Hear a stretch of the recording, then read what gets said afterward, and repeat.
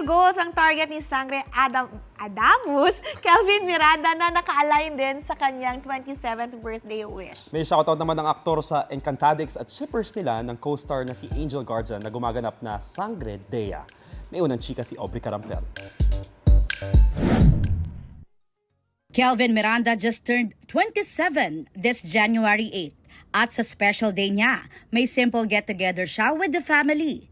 Nagkaroon daw siya ng time to reflect at ito nga raw ang maituturing niyang pinakamagandang regalo. Self-realization. Marami akong nakita and marami akong mas naiintindihan na akala ko naiintindihan ko na noon. And yun yung biggest na ipinagpapasalamat ko. Yun. And i-cherish ko siya hanggang sa mga susunod pang taon. Nagpasaya siya sa kanyang birthday production number sa first live show this 2026 ng All Out Sundays. Kasama ng mga kapwa sangre na sina Angel Guardian at Faith Da Silva. Yung 2025 para sa akin is a big challenge.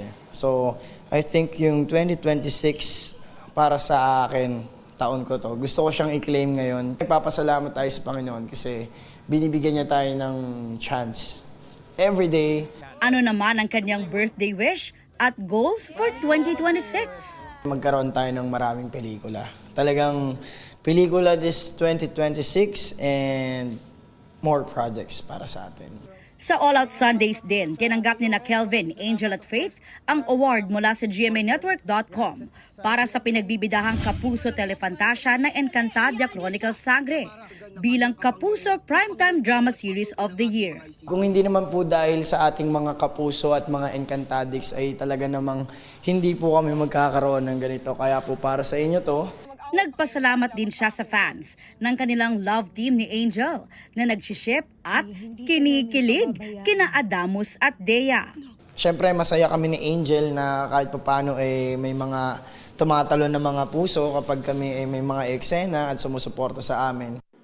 Ito ang unang balita. Aubrey Carampel para sa GMA Integrated News.